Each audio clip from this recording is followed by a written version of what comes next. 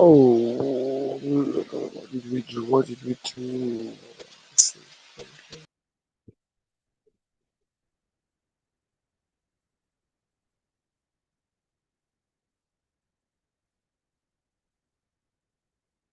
Okay.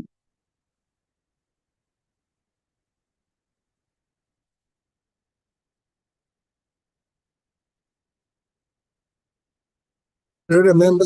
So we ended I think prescriptive analysis was that, yeah. Is that why That you was the took last off? thing. How you know?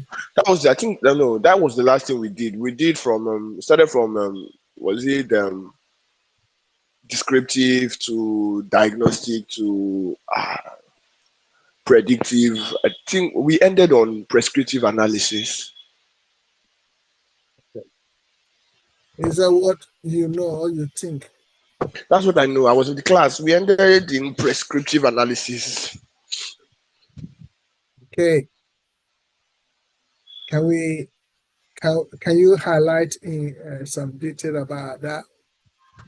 Prescriptive analysis. Mm-hmm.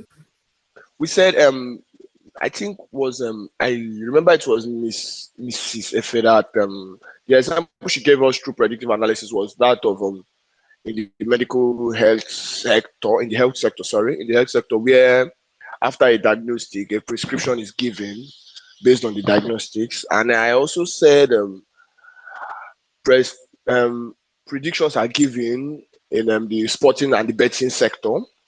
After you analyze and diagnose what is going to happen, you give prescriptions. Yeah. I also give you an example of if a company finds out that this doesn't work for them, they can decide to do something else to get a certain demographic. If that demographic is what they are targeting. Yeah, that's prescriptive analysis. Thank you so much. Actions you follow. Any other person?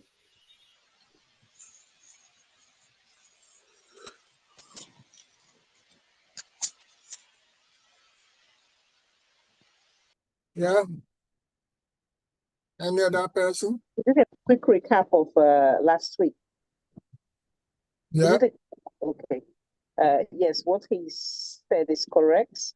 We looked at all sorts of analysis, and we looked at prescriptive, we looked at descriptive, we looked at, I think we said we're going to be doing a real-time analysis today, real-time kind of scenarios. We looked at diagnostic analysis, and we gave various examples and what they meant.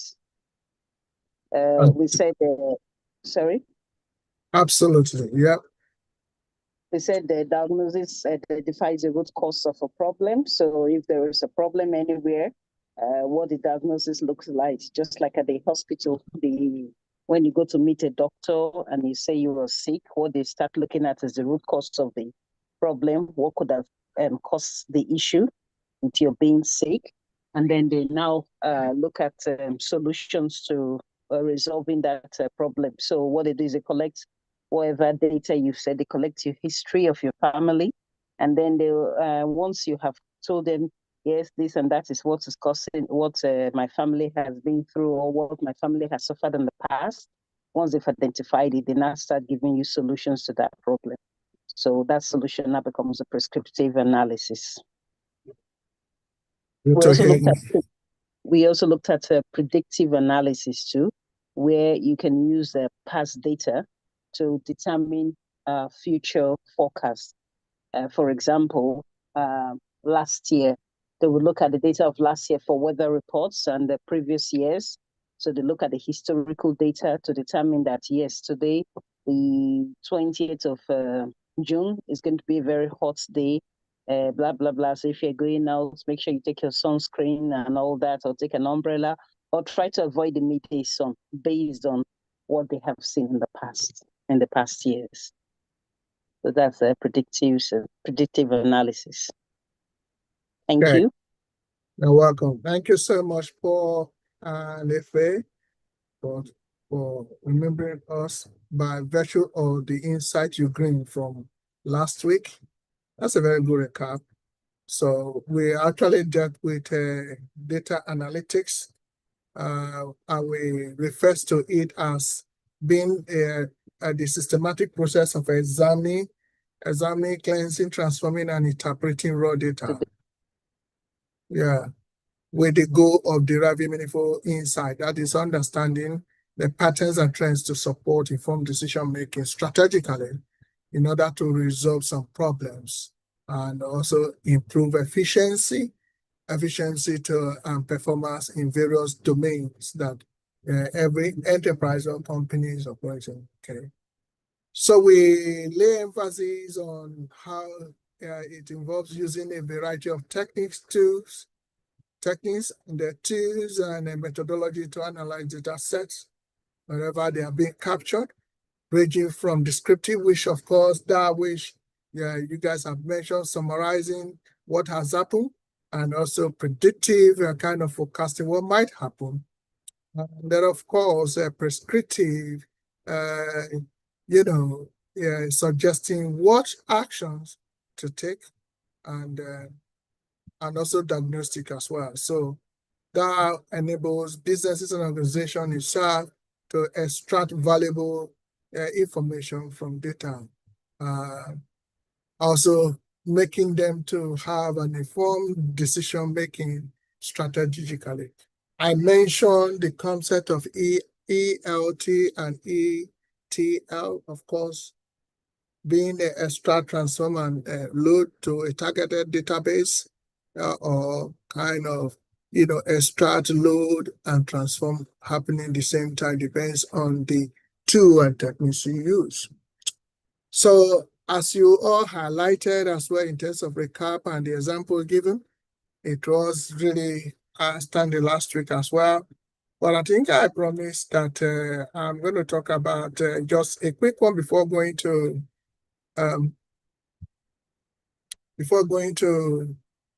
what is called data analysis aspect of it. Okay.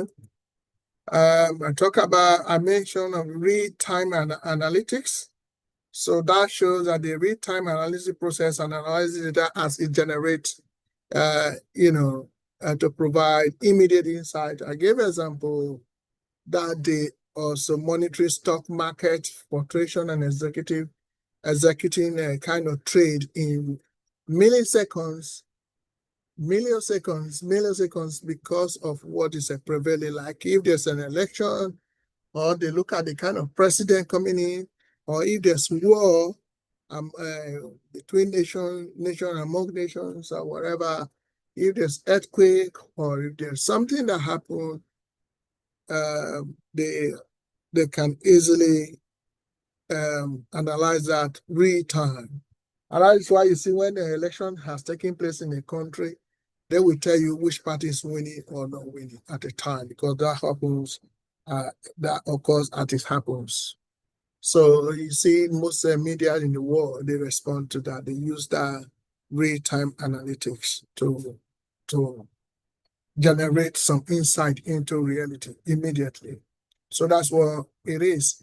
Today, I want us to have an overview of how you can practically carry out what is called data analysis. Okay, this is about initiative, data quality initiative. And don't forget, I define the data governance as one of it to be like having integrity. So that being said, I want us to look at, maybe I'm going to share it, and this is more or less something you tell me if you are seeing what I'm sharing. Yes. You can see what you're sharing, sir. Sorry? You can see. Okay. What can you see there? The data quality initiatives. Okay. Now, let me be very frank with you. This question is always coming for an interview, and they just want to know whether you know what you're doing. Okay. They might ask you what kind of initiative have you ever carried out in your previous job. Okay. In most cases, hold on, let me just I need to give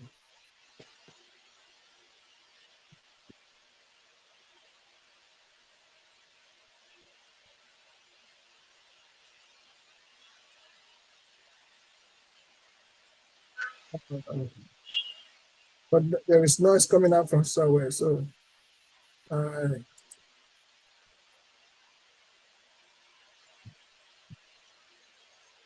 if somebody can mute his or herself first, you want to speak. So that will help us a lot. Thank you, because the noise coming out very fast. So, right, data quality initiative. Please take note of this. As a data governance, your overall responsibility to make sure you govern and manage the data, and data has to be meaningful to create value, and they cannot create value to attract money if the data has no quality and there's no integrity of the data. And there's no integrity of data, then they cannot trust the data. It's not credible. So you cannot, invest on such data. Okay. So if you are employed and the first thing you're going to do is to do your, roadmap. Roadmap is we have 30 days, we have 60 days, and we also have 90 days. So first of all, for 30 days, you need to have what's called access to all database, and then you now carry assessment to know the current, situation of the company's databases. So, and then from there, you will know what you need to do in terms of analytics. So now, if you know that situation looks very ugly, that it might be called green feed, but it doesn't look like, it might be called brown feed, it doesn't look like brown feed, it's a green feed. What you just need to do is to carry out a lot of assessment and carry out initiative to ensure that you meet up a target set for a high quality of data within the enterprise. So, and that is called initiative. Okay.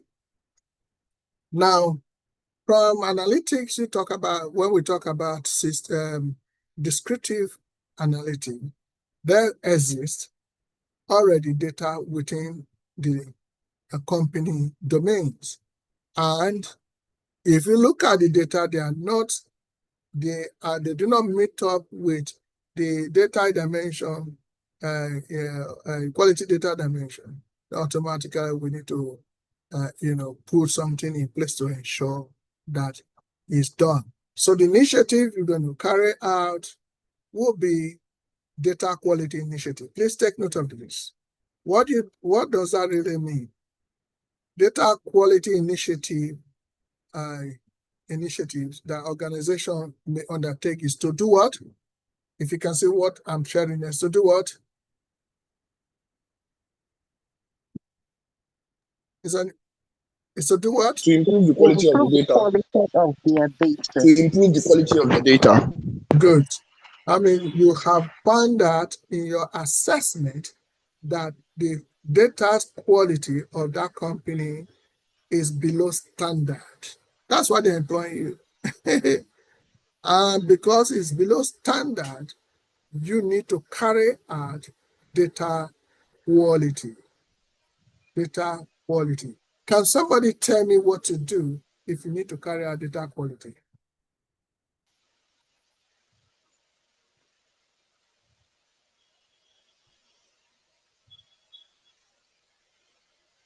To improve the data of any organization means to cleanse the data of that organization. Okay. In order to improve the quality of the data. Yeah. To identify data that are not useful. Yeah. Yeah. For you to Another carry out person? judgment policy is to identify data that are not useful. If you identify Then it, what will happen? Yeah. Right on. then you process it. After processing the data, then you now analyze.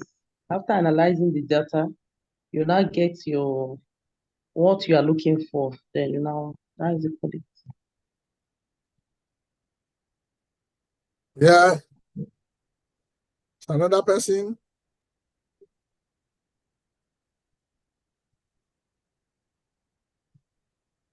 You claim carrying on from what Chris said.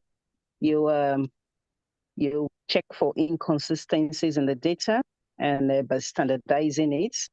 So, for Yeah. example, if you notice that the dates in many data is usually written as the second and then a month and then a year, you make sure all the other dates are written that way. Or if the information on that data is written as surname before first name, you make sure every other name there is written as surname before first name. So making sure it's according to standard format. Okay. Thank you so much. Another person?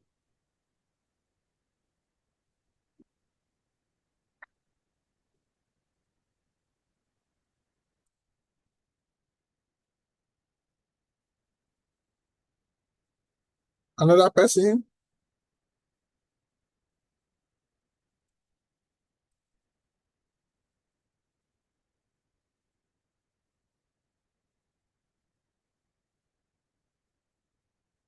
Yeah. Another person?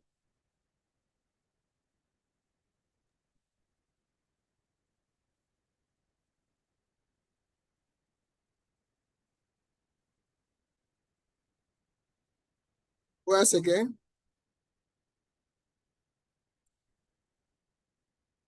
Okay, that's good. Okay. Yeah. So I want you to understand that to improve data quality is paramount. You all have spoken well, and I want you to understand that it's very easy if you know what you're doing. First of all, you need to implement data governance framework. Okay, you need to implement data governance framework. Okay, what are the framework that you need to do to implement? I'm going to put something in the chat for you so that you will understand,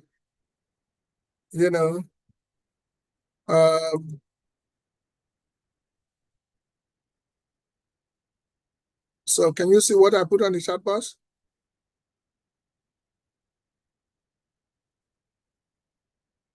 Yeah. Yes, we can see it. Okay, you need to write it. That's number one you need to do. You have to implement the data framework. Framework, what do you understand by framework?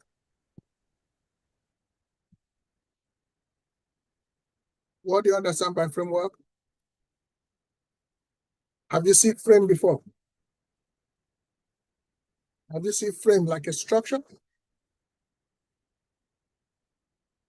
Good. Okay. So you need to understand the framework of it. What is the framework? Is to define data ownership, the roles and responsibility. Because right now you look at it and you discover that the data are below standard. So you need to define who owns those data that are below standard, what is their roles and responsibility. Okay, very important. And then two, what Barrister put there right now is to focus on strategy. Strategy, more or less, everything that he puts right there on the chat box. So very important. And while doing that, you need to regularly do what's called data profiling, which is part of what Barrister have put there right now. And that is very important. You carry it out. And how would you be able to do regular data profiling? Like as if it may mention the other time, you have to do what is called continuous check for what? Anomalities and the things that are not in line with the data quality dimension. So such as inconsistencies, duplications, inaccuracy. I think that's what if it mentioned the other time. Okay. Inaccuracy. When we were doing analytics, we were able to see that. And when we were doing quality control, policy as well, we were able to see that. So a lot of anomalies in data can be seen and also be dealt with when you are doing data profiling. Okay, so you can see that in the chat box, even Barrister have put everything right there, so it makes simple. And without that, your analytics will be wrong. Okay, so another one you have to think about is the standardized data entry process. First of all, before I say that, what do you mean by regular data profiling and auditing? Do you have idea, anyone? So profiling is analyzing what trends and patterns, like I said before. They're able to forecast the weather based on what has obtained in the past. So that is something that has gone on in the past. Based on that, they're able to analyze the data. So even like a sale of clothes in the shop, they know that in summer people wear warmer clothes. So that's a pattern, that's a trend. And then in the winter, people wear in the summer people wear lighter clothes, and in the winter people wear much more thicker or warmer clothes. So that's a pattern or a trend. So if there's any abnormality outside that, so for example, the shop, instead of stocking winter coats and all that, all of a sudden they find that the stock that has come in is for summer and they are thick in the middle of winter. That's an abnormality already. So they need to make sure that whatever has gone wrong needs to be corrected at the source. Absolutely. So into the data. So if there's a data that suddenly it brings up some sort of abnormalities, you need to cleanse that data out. Okay. That's called analyzing data to identify any patterns or any trends or abnormalities. Okay, abnormalities like? So any anomalies like I've just mentioned one now, or say for example, you have a certain name appearing 20 times in a database. You need to know why that name is appearing 20 times. So it could be either checking the date of birth or checking the registry to making sure that it's not being duplicated elsewhere. That's what I want to hear, the word duplicates and inconsistency, inaccuracy, incompleteness. Those things are example of those are very important. If you provide the company data and it shows their standards and their standard in terms of data standardization, and also oh yes, based on that, if any data is not in conformity with their data standardization put in place, then that should be checked immediately and taken care of immediately in order to ensure that in fact, basically it's the data quality dimension. So those are just the things. If we put them in order, everything will be okay. Well, in terms of duplicates, correctness, inconsistency, completeness, and unique as well. So very, very important. Okay, that's why it is imperative, it must be done regularly. One will ask, at what interval will you be doing that? Just say regularly. Well, okay, how do you determine your regularly?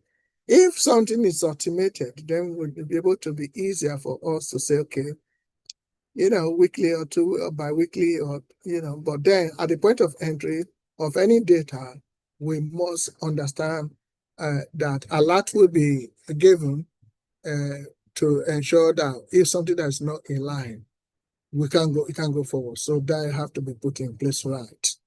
Okay? And you have to continuously check for it if they still remain the standard way. That is very important. Okay, standardize. You need to standardize data at the point of entry process. That will help a lot. How will you do that? Okay, you use how will you do that? You use data validation rules and drop down menus to reduce manual entry that is wrong. Okay, at the point of entry. Okay, it's very important that we will get it right at the point of entry. Okay, how do we do it at the point of entry to get something right?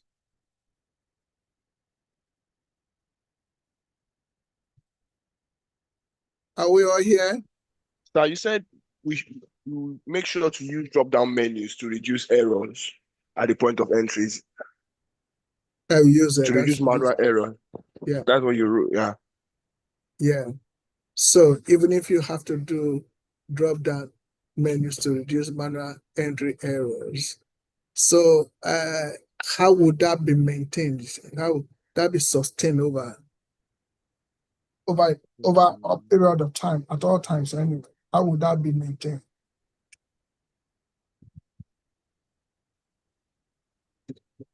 You need to think about the sustainability of what you put in place. How do you think? Because these questions are kind of questions that they're going to be asking in the interview. How will you maintain that you have put in place, that it has to stay for a long time?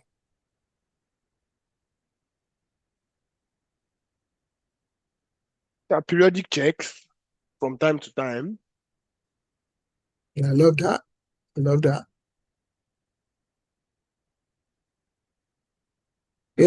Sometimes you have to really automate it, because some of the drop down something, if you think you click something, automatically another thing appear. So if it is automated, say, you will see that if something is wrong, it clicks on another appear, it will give alert straight.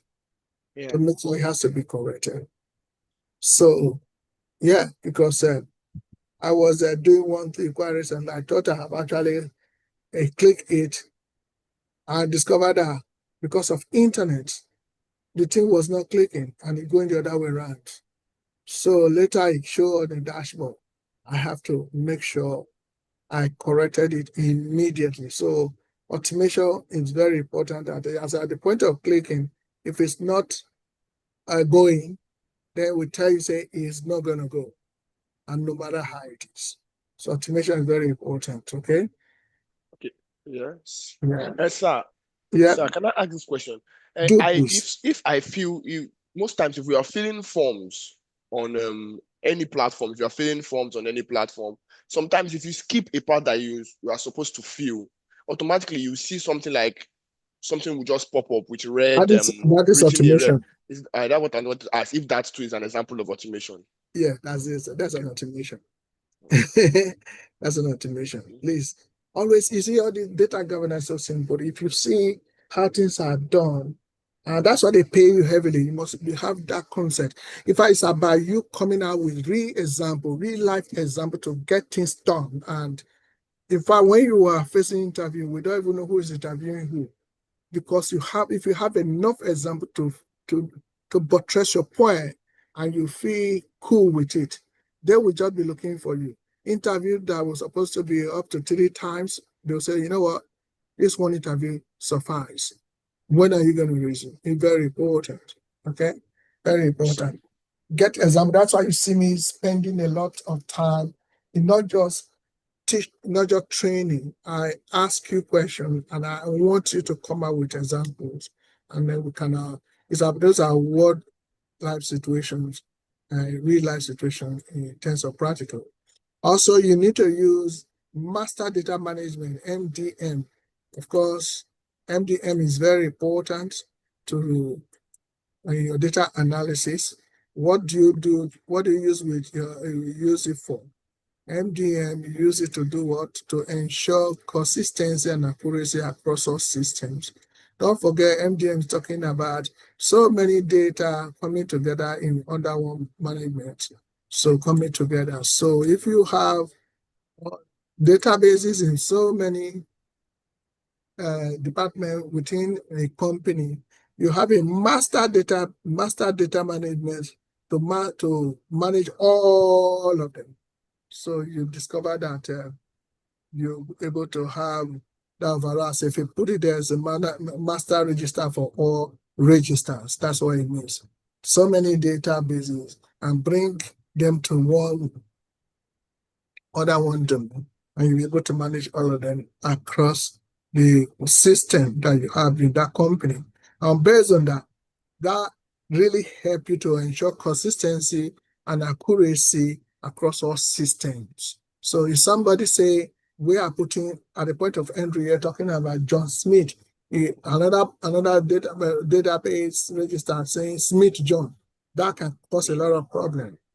Okay, in terms of standardization. So if you have master register for all of them, even with that alone, you can even tell any company when you are being interviewed that you discover that there is no MDM in the place. When you say, what do you mean MDM? You say master data management, because the data were clustered and were everywhere, not consistent, and they're not accurate. So you have to create a master register for all registers data. If your hand is up. Yes, I was going to send that example of a master data register was a register. Say, for example, you have various areas in an organization or in a sector.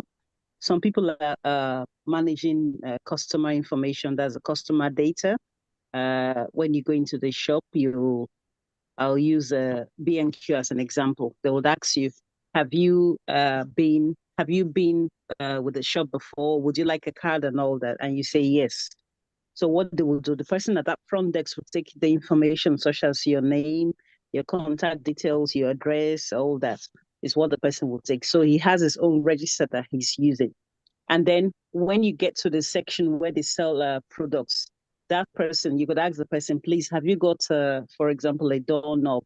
The person will say, oh, yes, just a minute. Let me just check what we have on the system. He brings up some sort of register or database on the system where he checks all the products that exist. And then he will tell you that, yes, we have 10 doorknobs in stock, or no, we do not have any doorknobs, but we were likely expecting the next week. And then you say, thank you. So that person has a register of all the products that are available in the shop. The first person, mind you, has a customer data register of all the customers that exist. And then you also have, for example, the store manager, who has a record of every employee who is employed on that shop floor. So he has all the information to hand.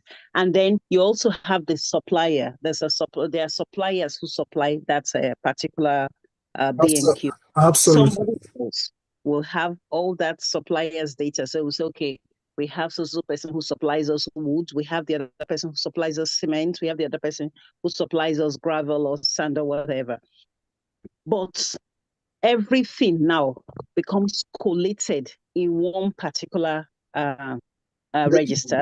Yeah. So they would have the customer's data in that register. They would have, mind you, everybody has got access to their own small part of that mighty register. So, but on that master data register, it all collates together, it all comes together, where they already have the customer information, the product data, the employees data, the supplier data, all sorts of information on that master register.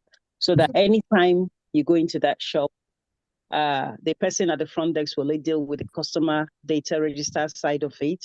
This one is only dealing with that. But there is an overall it is an overall master register of everyone, of everything on that shop floor. Thank you.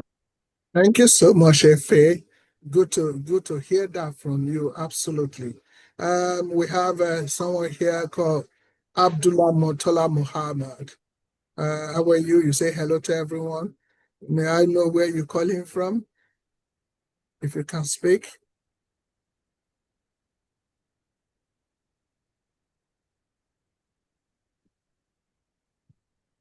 Okay. Can you speak? You can unmute yourself and speak. If you I think he's can. probably having network issues. It's my classmate. We're classmates at the law school, Oh, Nigeria. okay. Okay, Mm. these lawyers and barristers, they are taking data governance by storm like no man business. Anyway, good to see you. I think you're calling from United States of Africa in Nigeria. Okay, so good to see you. And I think I saw someone called Mazimos. Mazimo, yeah, Mazim Madweke. I don't know where you're calling from. I say probably it should be from United States of Africa as well. So anyway, so good to see you all. Yeah, moving forward, I see thank you so much, Ife, for such. And Barrister put also what on this chat box, what master data register really imply. It's a repository where all kind of, data are being put together to one place. But also after you have carried as such master data, initiative, you need to train users on data handling best practice. So best practice, most people really don't know. You can't have best practice without standards. So I have my personal definition of best practice as being the most acceptable, universally acceptable practice that is That gives the best results. thank you, that actually have produced the best and the most superior results ever compared to all alternatives, including what? Including updating. Updates. Okay, yeah, updates. Yeah, because if update is not there, your practice is obsolete. So always remember best practice is the key. So it doesn't go without standards and criteria to which you measure the practice, whether you are functioning well or not. Otherwise, if you're not functioning well, no more best practice, because management practice, the way you manage the data governance matters. It might not be in line with the best practice as expected. So that will not visualize or have, the value that need to be created by the enterprise. However, if that occurs, it will be as a result of SOP, which is standard operating procedure that carry out during the management practice. It's not in conformity with the best practice. So standards are very important. So what we need to do is to train people, the users, or the stakeholder on how to handle data best practice. Very, very important. Best practice is the key. And if you are being interviewed, make sure you mention how you carry out what is called data quality initiative. How will you be able to do that? Because they're going to ask you, oh, I train users, or I train stakeholders how to handle, data best practice. How did you do that? Because it's about how, it's not just what, how and why. So those things are very important. You're going to tell them that, oh, you empower staff to recognize and prevent poor data best practice. You carry out a lot of workshops, you also carry out seminars. How often will you do that? It depends on how big the enterprise is, or it depends on the complexity of data you're handling at the time, especially when you have something to do with in terms of moving one platform to another scalability, then you should be able to increase the training regularly with a tight schedule to make sure you're able to meet up with the best practice training for the staff, okay? In order for your initiative to be ensured and maintained as a high standard, okay? So whichever may be the case, I want you to understand we have example of how you carry them out. Example of how you carry them out matters. So I want you to know that like how do you do it easily? You profile. This involves analyzing the content. Always remember, I'm going to ask you questions after this, or next time you come, you're going to tell me how you carry an initiative, or going to give an example how you carry an initiative, and probably I'm going to send to you how you'll be able to tackle a question like this when you are asked an interview. So I don't know which one you want, okay? But I'm going to send something across to you, okay? Very important, all right? So please, that's why you must take note of what about to come. They're not paying you heavy amount of money for nothing. They're not paying you between 400 to 1,200 pounds a day for nothing. They must know that you are capable of delivering what their expectation is. Okay, so data profiling, how do you do that? You have to identify by analyzing the content that is coming in, the point of entry, or what has been existing. Okay, the structure of the quality and the quality of data to identify potential issues. Okay, that's why you are doing profiling. What are the kind of issues? Could be inconsistency, duplication, and not complete inaccuracy. Thank you. The all data dimension, process. Then what will you do if you have that? You do what is called, like as if I mentioned the other time, do what's called data cleansing. Okay, data cleansing, which involve just not only identifying and correcting, you have to remove inaccuracies. And inaccuracy, that means something is not accurate. How is something not accurate? For example, can you give me an example of inaccurate data? Inaccurate data. Well, if you can do it, you can phone a friend, or 50-50. If your hand is up. Yeah, an example of an inaccurate data will be, say, for example, on a database, you have customers between the age of 18 to 25. You have customers between the ages of 25 to 40. You have customers between the ages of 40 to 50 and above and all that.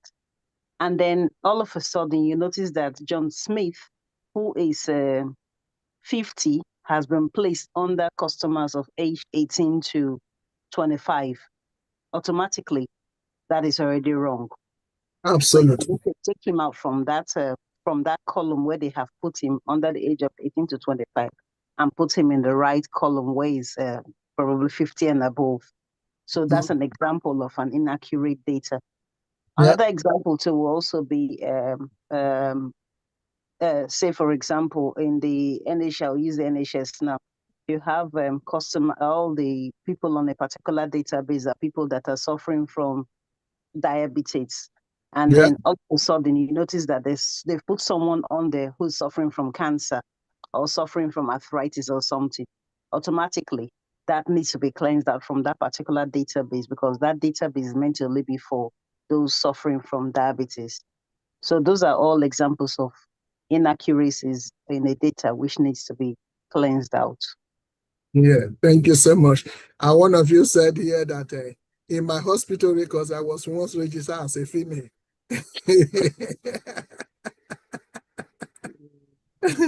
Okay, so it's very important. Paul, you want to say something? You have said that she has said it all. Okay. Yeah. So it's very important. So that's very good. Okay, another inaccurate data. For example, if the data concerning individual has to include the email, include the address, include this, every other forms that need to be put together as the detail of an individual was not complete. That means it's not accurate. So it's not accurate, and it also is also very incomplete as well. So thank you so much for that. And can you give me an example of duplication? Duplications. Yeah. Sir, in our phones, sometimes there are messages or pictures or information we get twice. Those are duplicates. If you're trying to clean your phone, there's an app like Phone Master that shows you that there are some duplicate files. Do you merge them? Do you delete the duplicates? It also does that for WhatsApp. If you want to delete things from your WhatsApp, it will ask you whether you should delete only the duplicates or delete things like that. Or if you have a company register of its employees and you find out that an employee has been registered twice, which may potentially mean double payments at the end of the month, you need to address that issue and make sure everybody's name is only entered once. So that may be registering someone twice can be duplication. Okay, that's very good. All right, that's very good. Very good example. Very typical, easy example. I'm proud of you, Paul. Very important. Get all these things very clear. And when you're relating in an interview or whatever you're saying, it will be just related to data you have handled or you have seen before. It's so simple. We all have handled data in one way or the other, but just relate them to this. What about someone who is in charge of payment rule? What happened in a country found in United States of Africa? What about Okay. Continue, ma. They have people on the pension database who are not existing. And then they have duplicate names on their pension database where people who don't even know they're existing collect money, and the money is collected by someone else. is that true? Is that true, James and Paul? Yeah, it's very true. I think that was the reason why this BVN something was introduced. Because no matter how many bank accounts you have at the end of the day, they will all be linked to one BVN. So in your records, you just can't put your name twice.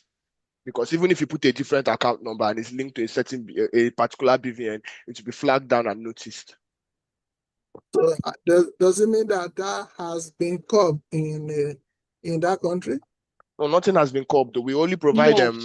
we only provide solutions, but we don't implement solutions. We know what's our problem, we know how to solve our problem, but to actually act to solve our problem, that has been our issue. Okay. Have you asked James to take note of those things should be on board? James.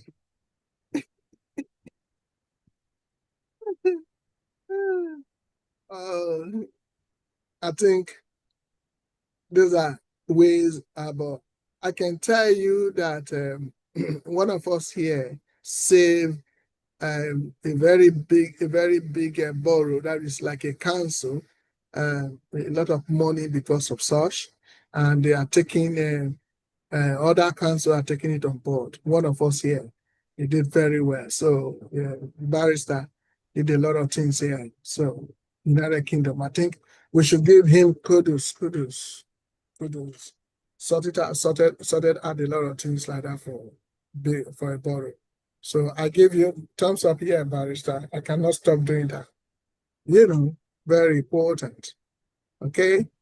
Yeah. So what about inconsistency? Because you need to cleanse this data. The data is very inconsistent. What does that mean? Different dates, like inconsistency could be different dates of birth. Yeah. Or different, or someone said earlier on that he was registered somewhere as a female. That could be inconsistency when you have a file, here in the file he's male, and here in the file he's she. So that's who can be inconsistency. Inconsistency can also be that age, like I said. Someone can be 42 here and 35 here. So you have to find out all these things to arrange every one of them so that they will no longer be inconsistent.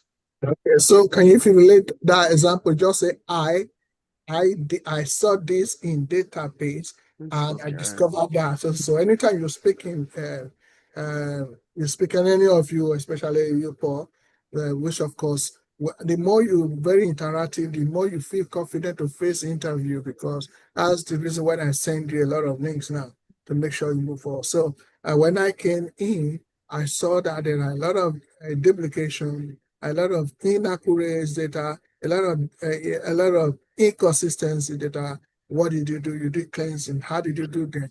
You know, for example, we talk about inconsistency of what you have just done now.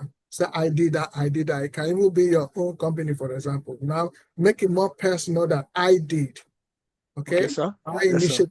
So the more you start doing that, the more you are ready for really work very fast. Because I am saying this, I want everyone to get this clear. So this is a very big aspect of the training that everyone will talk. Because I'm going to prompt everyone to tell me what he had done, for example, making it personalize it. Okay? If your hand is up. Yes, I wanted to talk about inconsistency. Okay. So, for example, when I was one of the INEC officers, I found that there was inconsistencies in the results that were given in different wards and different localities. Yeah. So I found out that some areas said they registered 100 people, but there were 200 votes allocated to that particular area. I also found out that some areas did not have any votes at all for a particular party, but at the end of the day, a results were brought out for that party. Thank you. Thank you. That's a very good one, isn't it, James? James, you don't want to talk now because I'm not going to ask you a question. James and Paul, is that good? So that's good. So in the last election, that happened. I think there were two different states that had the same exact two different states in the north. I think either Gombe or KB. Both were, I know it was two different states. They had the same exact number of APC votes, the same exact number of PDP votes, and the same exact number of Labour Party votes. Two entirely different states with two entirely different populations have the exact same number. I don't know. They don't even hide these things well enough. They just do anything in this country.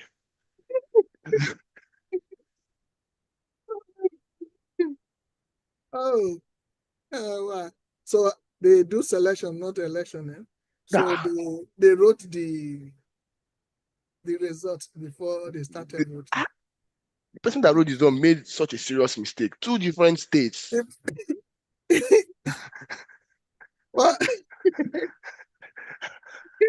can't be bothered to do other things because anyway, it's so bad anyway.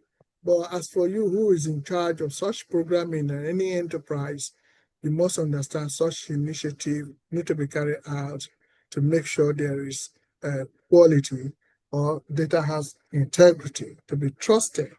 So that is what you do in data cleansing. And let me tell you something, let me be very frank with you. It's very easy to do this because there's software. And when we're going to tell you about the software, it is so easy for you to do. Hello, Ife, your hands up.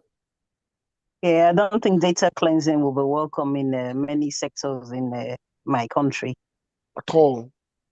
Well, it depends on the country you come from.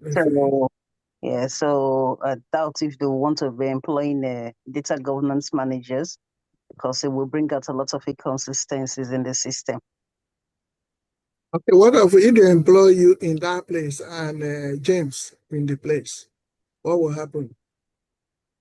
Definitely, we will try and bring out the inconsistencies that exist. But the thing is, are we going to go home unscathed is the question. Will the higher ups allow you to do that? If you do that, you potentially be taking them out of their offices. So they will not allow you to do that. Okay.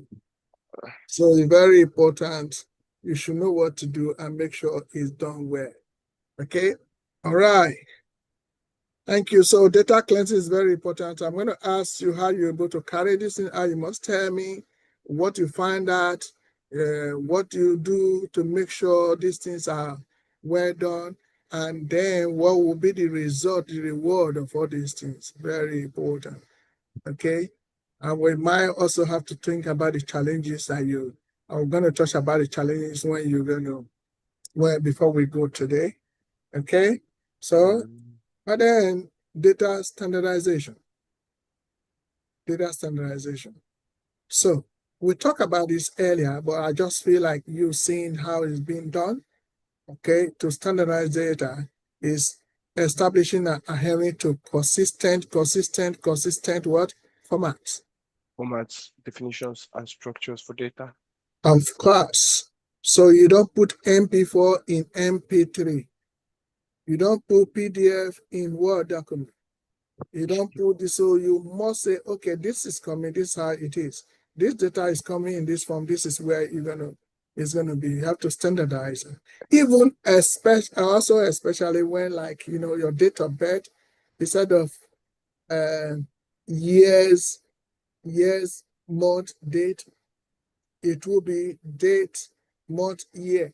So, like, if you are working in America from home or from Nigeria, from anywhere in the world, just know the standardization in which the standard every which or format or any data can be, put together. Very, very important. Okay? This is easy to know, easy to know, easy to know. So I mentioned the framework of data governance the other time. So no matter how it is, you must have a policy on data quality. That will help you to carry out your initiative. Data quality, how it could be cleansed, how cleansing will take place, how data entry will be done, even data collection as well need to be done, how to extract and transform and load to, targeted database should be done. All goes in through policies and also through the process you're going to use to control and ensure that data is managed and used appropriately throughout the organization. Very, very important. Data governance is very important in terms of policy and business and regulation in terms of compliance of whatever you need to do. Okay? All right. Don't forget to monitor your quality. And it's very important to identify and address issues as they arise in terms of monitoring. So your monitoring is very important right from the day one because standard has been created, and that best practice to monitor the standard right from the day one will help the data quality be ensured. So right from the day one, as you capture the data, you automatically let it conform with the quality of what we expect the data to be by carrying out behind it. You see, think about the policy of your capturing and analyzing, just the entire pipeline of data analysis. Very, very important. Right from the day one, monitor it. But, it's like in business, when you now set up a goal, and if the goal is not met, or what you just need to do is to carry an evaluation. And you can't carry evaluation without really looking at the criteria in which you have to measure your target. So, if you get that done, looking into the root cause of whatever that occurred, then you start it again. Then you need to monitor every step. Monitoring is very important. It's not difficult anyway when you automate your system. So if anything is going on bad as you monitor it will flag up, and then you need to rectify that. So all these are just theory, but just put it in your mind that no matter how it is, you need to have a system that customize and that you can customize to meet up this expectation in terms of data quality initiative. Okay, is that understood? Monitoring.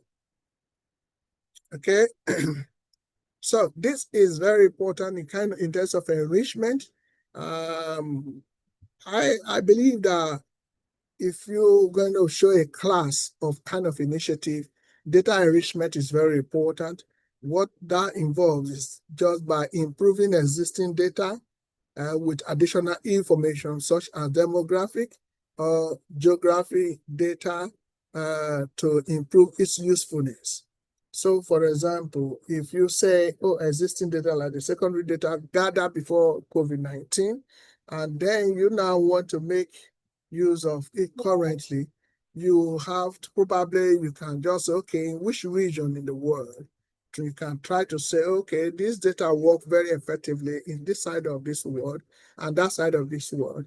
And you bring those data in and face it in how they work, especially when you're having a big company that have got global. In terms of strategy, it will help them to improve their usefulness. If your hands up. A simple one will be the example which I can't remember who gave earlier on about the phone. So on our mobile phone, we have some people have 100 names, some people have more contacts on their phone. But if you notice, you probably have the first name. Most people tend to put just the first name on their mobile phone. So when someone with that name calls, they get a bit confused because I've had the incident before where I called someone and they thought it was someone else calling and they were responding to me like they were talking to someone else. And I said, wait a minute, don't you know who is calling? And the person said, oh, sorry, I thought it was someone else because I have saved you people exactly the same way. So a way of improving that now will be to add the person's surname to the first name. And if you find that you probably have probably cousins from a family who have the same first name, because it happens, and the same surname, you could go a step further to put some sort of other things to identify them, like maybe their address or their location where they live. If they live in Nigeria, if they live in UK, or if they live in Canada or Congo or whatever. So you go a step further to add in those things. So that is enhancing the existing data that is already on your phone. That way, there's no fear of someone calling you and then you making some sort of inappropriate remark or comments to them. Thank you. Yeah. Thank you. Apart from thank you for that example, we're talking about, the use of the data you have, even after you have cleansed it. You also need to have that data to add more value to improve the usefulness. Then again, you can attach. You gave example of the demographic example with respect to age, the age bracket as time. So those things are very important as well. You can add that to your entry, or you can add that to the data you already cleansed in order to have the usefulness being known. This is more or less an advance if you want to convince any stakeholder after visualization or business analyst, you'll be able to, say, well, I have analyzed data. And not only that, the data is having integrity, but I feel like, demonstrating the more usefulness of the same data by enriching them with so thing and so to ensure that that my data will speak of the integrity that is required. This is really more advanced if you don't need to be prompted to do that but if you want to do that, you want to show a class of not you having the authority of what you're doing, but also letting them know that you know beyond what they think you know. It's very important. So to carry out this initiative as well. Okay. All right. Yeah. Thank you so much for that. Do we understand that? Do we understand this? Yes, sir. If we don't, I can come back again. I can come back again because I want you to understand this is not a joke. For example, if you having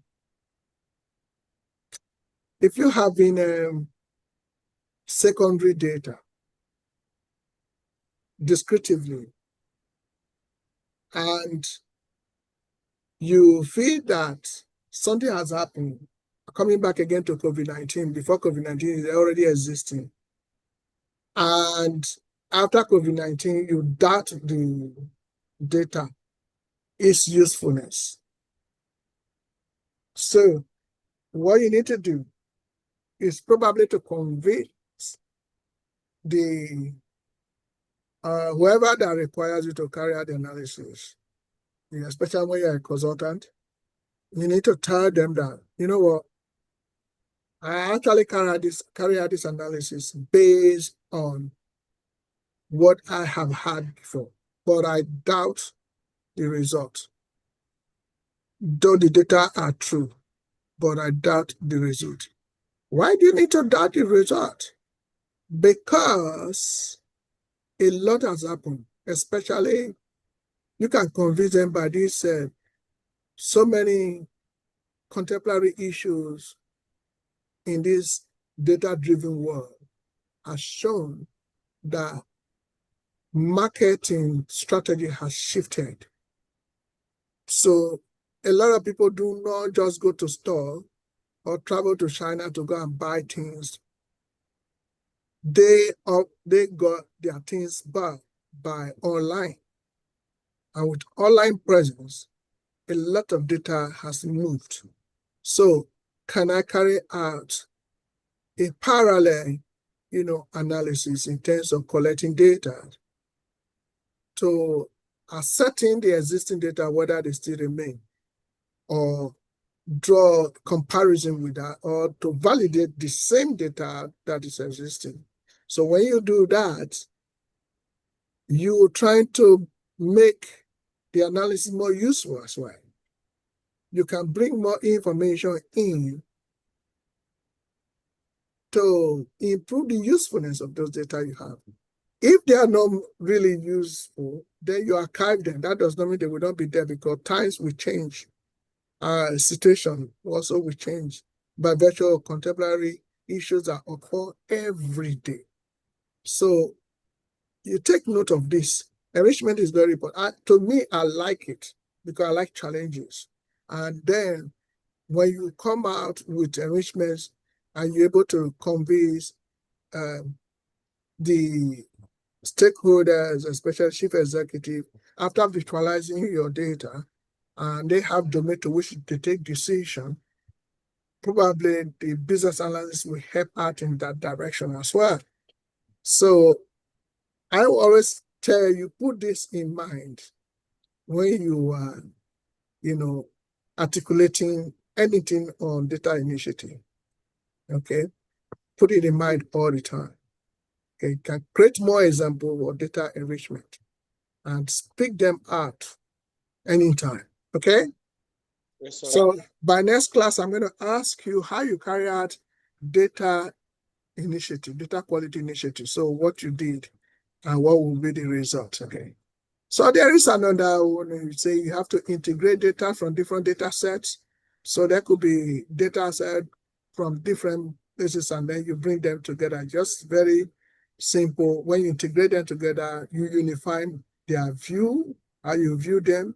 It's just combining data from different sources to create a unified and consistent view of information. So this is very simple. Normally, when you have different databases and you integrate them together, more or less, even when you are doing your integration, it's actually a repository that you have in, and they have the same view.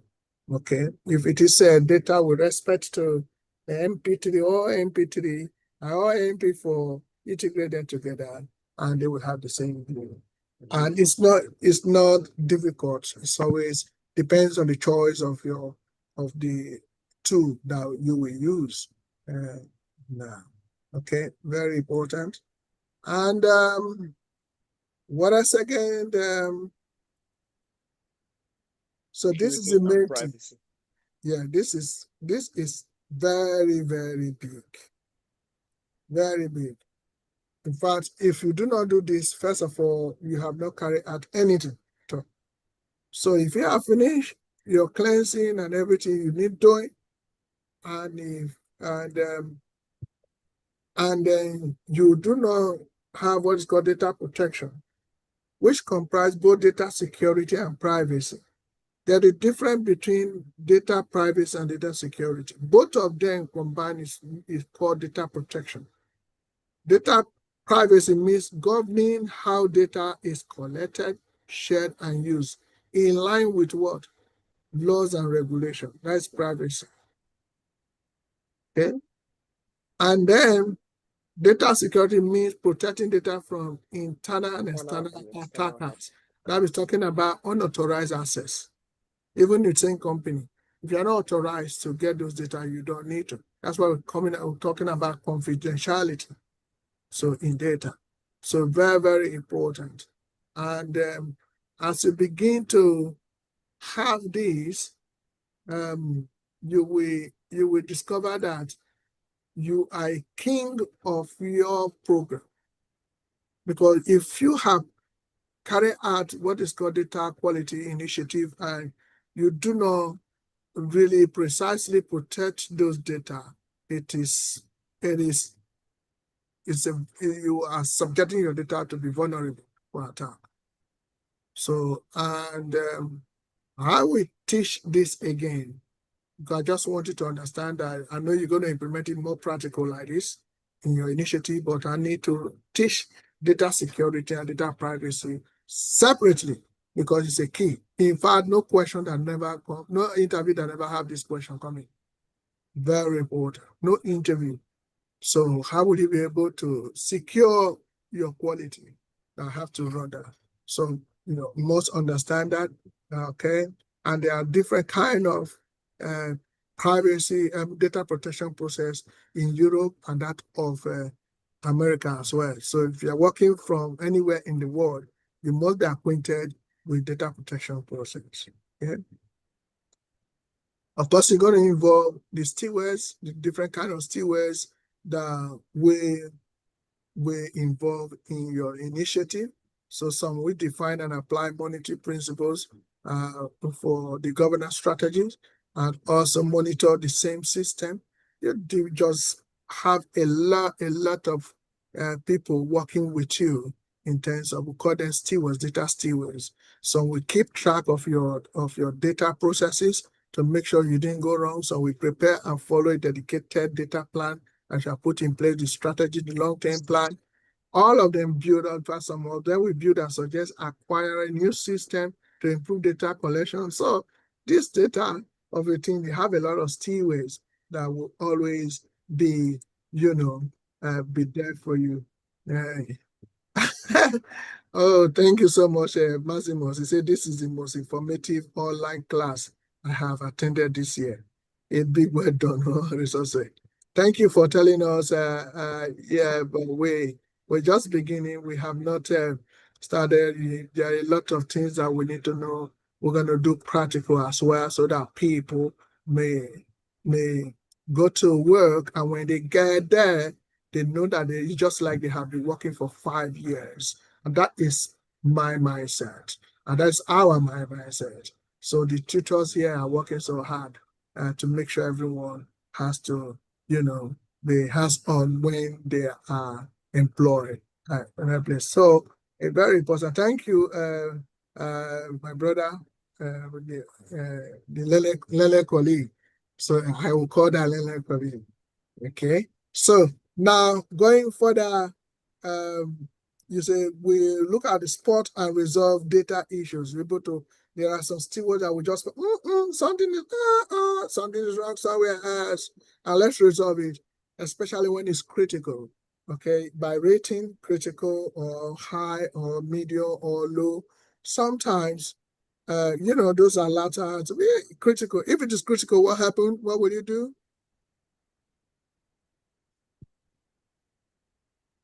You need to get on it right away. You get to get right away. Depends on what is going to happen. So, okay, that's very good to get right away. And who will be responsible? Whoever has been assigned to deal with it. And you, as a even if you have stewards assigned to you, but if you as a data governance manager picks it up, and you can also sort it out, then you need to sort it out right away because it's critical. Say, for example, I'll give an example. Now, the wrong letter has been sent to someone regarding an illness, and on the system, that letter keeps coming up. Even if the steward has not picked it up, you as a data governance manager, if you have access to the system, you can correct that anomaly right away. Absolutely. So that means what you need to do if there is a situation that looks critical, which of course one of the assignments you will have, the first assignment so far, apart from the vocal expression of an initiative you're going to carry out coming next week. So the first assignment so far would be CRM platform, customer relation management platform, whereby you have some quality control data dimension issues. So you're going to log the issues in, and what time will you log it in? And you're going to tell us the kind of issue they have. Is it inconsistency or incompleteness or inaccurate or whatever? And then what will you do? And then who will you meet first? Because there's somebody who is the owner of those data. It could be the head of that department. So you need to identify the data owner, where it's coming from, and then they assign, as if it said, they assign the steward to deal with it, and depends on the rating of this will determine how long will it take, the timeline that you more have to put a portion to that to be completed. And also don't forget to record the source of those data, whether is it from the database or from computer problem, or is it individual, or just the uniqueness of the data. Please spell it out. It's one of the assignments that will be sent out after grouping you, probably after this week. You need to hold meeting. I will group you in right. Probably today you receive your group, and I'm going to send that out. Also, I'm going to give you an information that when you come to class, please don't run, because some people will run because I'm going to ask a question. You should rehearse it at home several times and then come here. Because if you run, that means you're not ready for training. Because you need to be speaking, you need to be talking, you need to be speaking, because the reason why they pay you heavily is because you're able to communicate. And if you don't know how to communicate, we teach you how to do so. That's why we're here, the training. That's why we're here. Okay, we're going to tell you how you would say something, and then you will be giving an example right here, and then you continue to do it. By the time we do it 3 times, then you must get it right. Because the first thing that will ask you, can you tell me about yourself? Tell me something about yourself within 3 minutes, including the initiative you have carried out. That is the question, because many people interview, they don't want to waste time. They want to know whether you can communicate, because there's a part of the interview is we call it collaboration. Stakeholder collaboration means communication. How do you communicate with stakeholders? With a program you have put in place, how do you tell them to believe in you that what you're doing is right? Because some people will not want to, because one of the problems they're going to ask, have you ever faced problem before? You say, yes. What is that? To identify what? The stakeholder, in fact, especially the data owners and stewards. How did you get by it? So how did you do? You communicate with them, you share them, tell them the value, the benefits of this program, tie into strategic direction of the company. And how did you do that? You do this, you do that. You create a workshop, you have several meetings with them, and they buy into it. And from there, you're able to assign them to be data owners. So these are the things you need. Your communication skill is very important. Be able to articulate, be able to say something. Don't be afraid. We're all here. We're not lions. We want to tell you how to talk, how to communicate. Okay? So, Are we still going to come next week? obviously. Yes, sir. Okay, if you don't come, we'll send Tinubu to come and meet you at home. Okay, sir. Thank you. Glory be to God. Hallelujah. So now I want you to understand this, very important. So stewards are there to do things that are really necessary, communicate the same to all stakeholders. And apart from that, what you do again, you validate your initiative. So always involve checking the accuracy and completeness of your data against, predefined rules and criteria, which of course standard. Is my initiative meeting up the standard expected? Well, yes, you can do that with a software, and different software you can see here. You see Teradata and Teradata and MySQL, and also you can use Oracle. You can even see data validation tools with respect to, for example, Cloud SQL.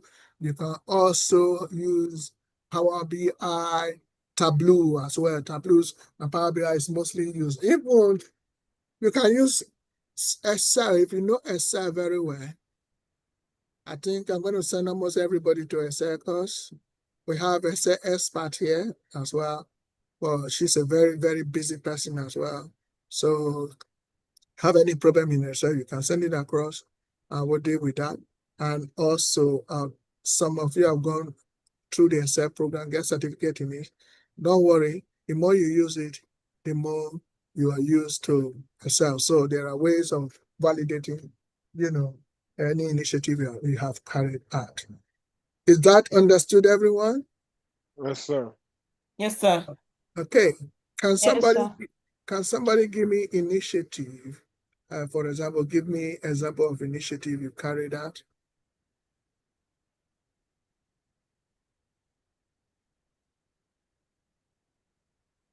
You need to speak now.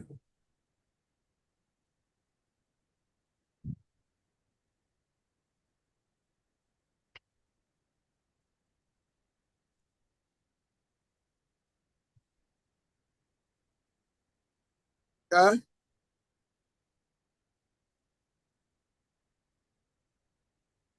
If you want to help out with example of initiative,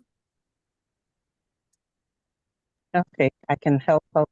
I can help out with everybody one. listen. Okay.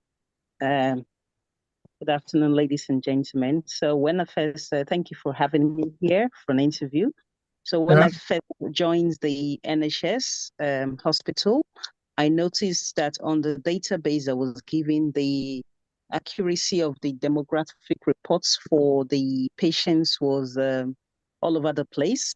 So in order to reduce the error, which they said was one of going to be my first initiative, to reduce the errors in the patient's demographic data and ensure that it was up to date, and to make sure that all the information contained in there will care for the patients and also for, of course, administrative purpose.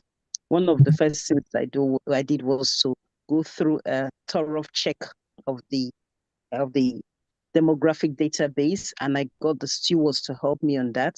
What I did was to say that they should make sure they send a letter based on what we have to the various mailing addresses, and any of them that does not get delivered or comes back as in the wrong address, that I told them to send emails and also send letters. Once it comes back with the wrong address or says there's an inconsistency, that should be noted. After that, what I did was to implement a standardized entry process and validation to make sure the patient's demographic data was accurate. And I did this by making sure at the point of entry, I gave an automated, I told the IT team to get involved, and I gave them an automated sort of system where patients or the patient carers or helper could put in the information themselves. Because what I noticed is sometimes when you're taking what I noticed from my studies initially with a previous organization I worked at, is sometimes when you're taking information over the phone, a patient could be saying second, and you might think it's the seven the person is saying. And so you put in the wrong information there. But of course, in order to do all this, what I requested for was to have at least 3 people who were not that busy, because it wasn't a very busy time, at that point, to get them trained up to date, to make sure they could spot straight away any inaccuracies in data. I told them about the importance of making sure every data entered into the system was standardized. Then I used the Power BI to cleanse the system, took out so many columns that were irrelevant on that system, and then put those that were critical to every patient on that system. And with the Power BI, I was able to cleanse the system, remove every duplicate that was in there, and also was able to correct any errors that existed. And then after that, I told them that going forward, we'll carry out the same exercise once every 6 months to make sure that all the databases we're using is up to date. And based on all what I had done, the outcome was there was improved accuracy in the data. Patients were getting their medication as to when it was requested, because there was a lot of mix-up in the system before due to inaccurate data. And then there was improved efficiency. Thank you. So of Wow. course, happy customers, happy patients, happy doctors, happy everyone all around. Thank you. Wow. That was fantastic, isn't it, everyone? Yeah? Hello? Yeah, Ramsey was clapping. Ramsey's clapping. I know she can't open. What do you think about that?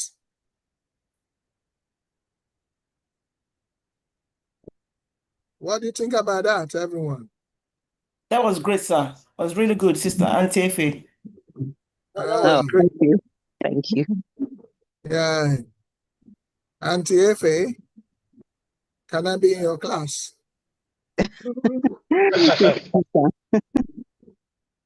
Okay. Yeah, Auntie Efe is one of the tutors here, so she's grounded in that. Oh, Okay. no wonder. She's very good, sir. She's very good. Somebody say no wonder. Who said no wonder there? No, it was me. I was too stunned to speak. I was wondering, is this a student like me? Yeah. She said everything so smooth. And I was wondering, this cannot be a student like me. You did not just start the way I just started. So Very soon, you will speak more than this. She hasn't even started, you know.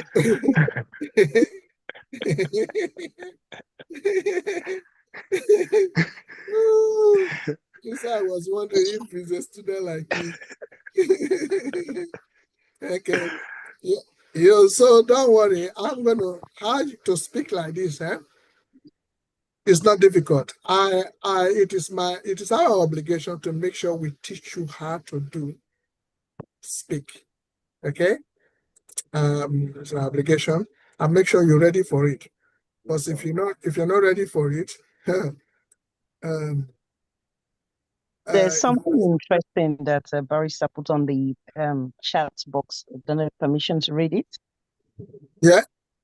It says a good example of a data governance initiative interview question focuses on the candidate's experience in leading a data governance project. For example, a question might be, describe a data governance initiative you led. What were the challenges and how did you overcome them? This allows the interviewer to assess the candidate's practical experience, problem-solving skills, and understanding of data governance principles. Thank you. Thank you. Thank you for that. So the interview is expected to access whatever practical example or experience you can bring out, how you resolve it, and then if you really understood the data governance principles in that example. That's what we're here. Okay? What you need to do is to make sure you understand the initiatives. First of all, I mentioned data profiling. That involves analyzing the content, structure, and quality of data to identify potential issues. And then what did you do again? You do data cleansing. Okay? And you know what that means. You carry out correcting the inaccuracies, duplications. You now do what is called duplication, and also making the data to be consistent across all databases. Okay? And those issues were cleansed using social software. And you ensure that there is consistent formats defining the structure of that by way of standardization. Also, what did you do that? You carry out data governance. the policies establishing every aspect of your, initiative to ensure that data are well managed and used appropriately throughout the organization as well. You did what is called monitoring and validation as well. And also, probably if you want to care to say something about enrichment, you do the same thing and integrate all data within to have a unified overview when well looked into. And you carry out what is called data protection in terms of security and privacy. So all what you need to do is an example. You did not just work alone, you work with other stewards. And after that, you carry out what is called data validation. So I want you to understand that I am personally going to carry out and send a message across to you so that when you go home, carry out initiative, a special initiative, just pick one initiative, don't talk too much. What you need to do is to clearly highlight the initiative, what you carry out. In this form, it might just be just data quality, okay? You have to clearly explain the data quality initiative you carry out, provide the context in which, context on why it was important, how imperative it is, and what challenges it aims to really address. So I'm going to tell you challenges that you may encounter in data quality before we go as well. So you have to quantify the impact of if these things are not corrected. It might be critical or it's very high. So you quantify the impact of the initiative, such as how much data quality improvement or how it positively influences decision-making process as well. So you need to demonstrate how you actually carry out the problem solving and the skill you have. You can actually illustrate problem solving skills. You utilize which one you use during the initiative. You have to also elaborate in terms of discussion how you identify the issues, the devices that you strategically use and implemented, the implementation of the solution that you carry out. When you see any issues and looking at the root cause of the issues, and you also need to find a way to mitigate those issues. So you also need to lay emphasis on attention to detail, what you did in terms of, having lay emphasis on your attention to detail in ensuring data accuracy and integrity. And how do you do that? You did what is called specific methods or maybe processes you use to maintain high quality data as well. So one of the most important things you must not elude in your discussion is about the communication in terms of collaborative effort. You can highlight the collaboration or a teamwork involvement in your initiative by, getting in touch with all across departmental, databases or stakeholders. You have to showcase your ability to work effectively with others to achieve the common goal that you deserve in your initiative. You also need to make sure you let them know the analytical skill you have. This is very important, whether you're going to use descriptive or you're going to use, any form of diagnostic, any form of analytical skills that you have. You discuss any kind of tool you use in carry out the analytical, or the techniques you may also use as well to identify quality issues and draw meaningful insight into the data that you have. So you need to also highlight areas where you cannot do anything, but you see situation that you need to adapt to. So, or also adapt, you have to be flexible in terms of any requirement that needs to changes during your implementation. I will send that to you, put into cognizance what you need to prepare yourself for. If it may go through another one for you, probably when you come to serve as an example, or I also need to give you more examples basically just practically can use example to illustrate anything. You will say, don't run away next time, because I know when it comes to this practical, you will see people borrowing legs. You won't see them anymore. But you just have to make sure you find yourself in this practical aspect. Okay? Is there any question?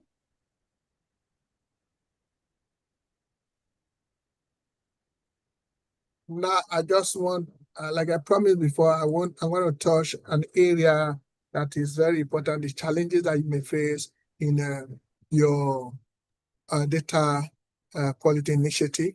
First of all, one of the challenges is inconsistency data from multiple sources. That is very big, but when you carry out MDM, things will be so easy for you. You just implement a central data integration.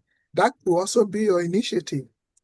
Now you saw when you came in, when you were employed, this is a brownfield, or they said it's a brownfield, but I saw it to be a greenfield. But however, the first thing you saw inconsistency data for data from multiple sources. And what did you do? You will focus on the root causes, and you were able to identify the sources of that. And then you work across across all departments. In order, you collaborated with other data owners, and then you came up with a conclusion, and with a policy backing up, you were able to implement MDM, and then implement a central data integration platform for all multiple sources.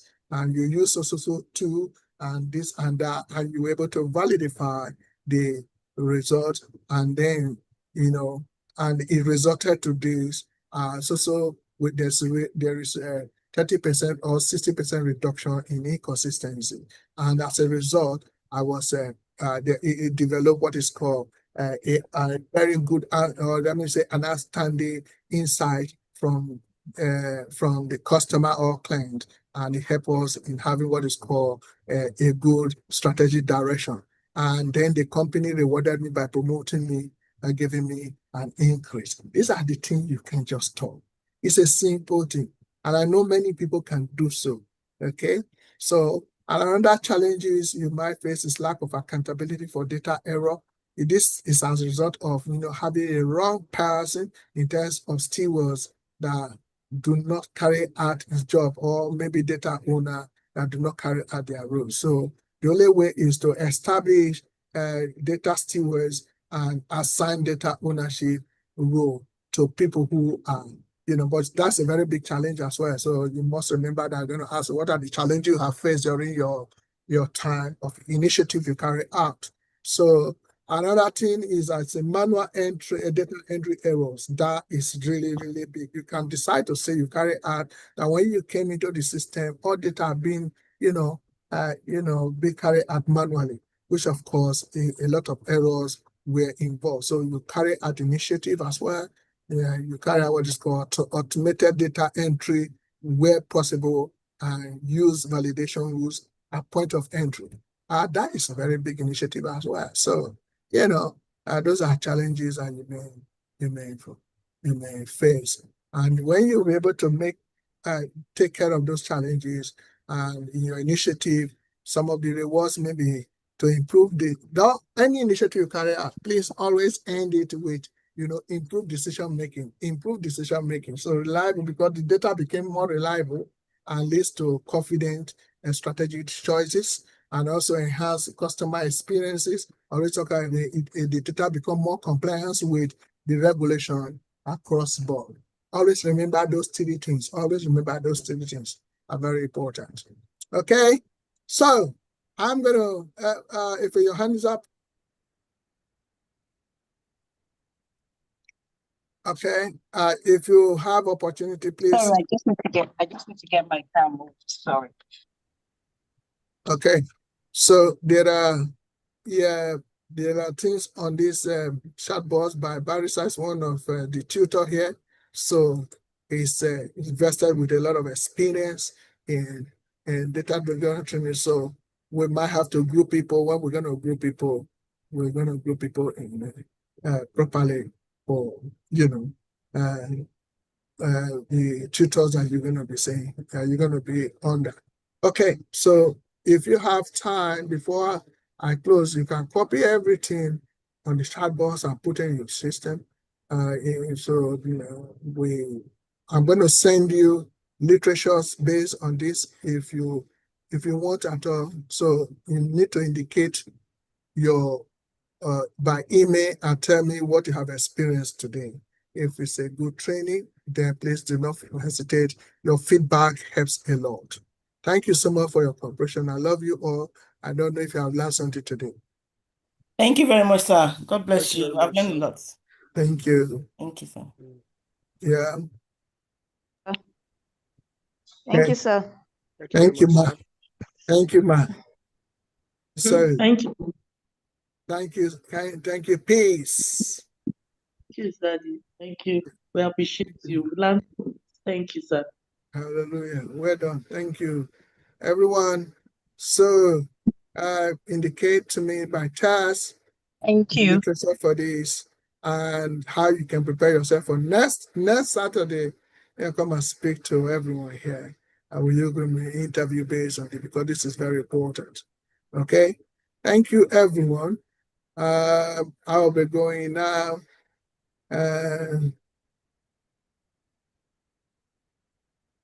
Well, I think I sent it to you, Ashbong. I can resend it to you again.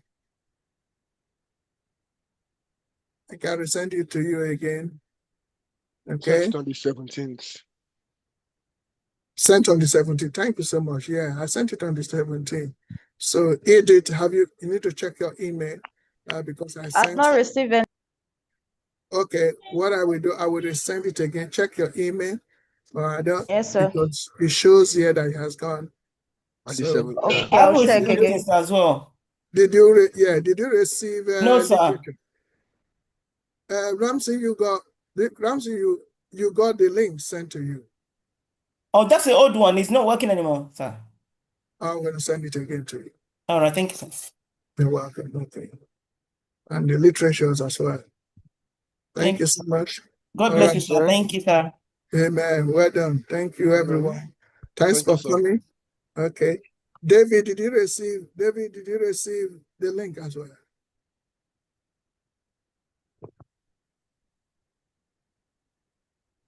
Okay. All right, no problem. I got to go now, everyone. Okay. And Ekureme is very busy. Ekureme is busy ironing.